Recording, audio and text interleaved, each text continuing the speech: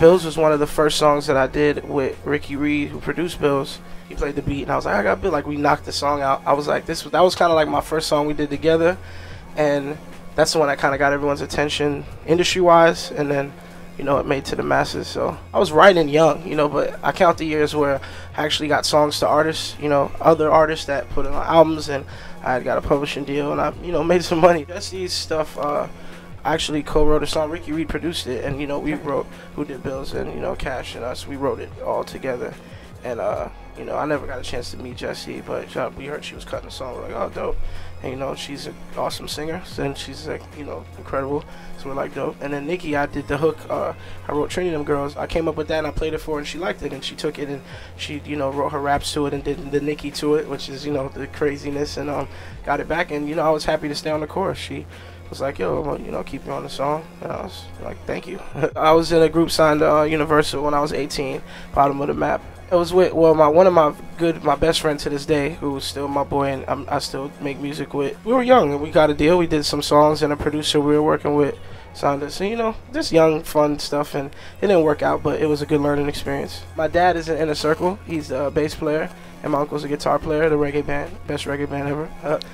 Yeah, they were the first introduction I had to music, because I seen them play live and rehearse and, you know, write music and make music, and it was like what made me catch the bug really young. Like, I got to do this. Like, I want to do this. I did a lot of like youth work when I was young. Like, I did a lot of like writing songs for, like, I performed at schools, and me and my boys would do like talent shows at schools, and like I remember there was like a youth foundation, the Source Youth Foundation, where you could like write a rap and perform on this foundation, and I remember I performed there. And I was like, oh, dope. Like, I liked performing, like, when we used to go to the high schools and perform, and all the, like, we were, like, 13, and all, like, the girls would go, oh, my God, they're, like, little rappers. We're like, oh, this is cool. Like, you know, this is what we want to do. In the past, I mean, yeah, I would like, you know, Biggie was the man, you know, one of my favorite albums. Like, Bob Marley, you know what I'm saying? Like, Jimi Hendrix and, like, Marvin Gaye. You know, all the people that were, like, awesome, and you wish they were around now to see how they worked in the studio, and like how they recorded, and Michael visually, and like, you know, just how they were like doing their thing at the time, and Marvin Gaye, and like how he stacked vocals, and like, you know, things like, you know, nerdy things that I would try to figure out. And but yeah, just asking them how did they know they were gonna be that great, you know, stuff like that.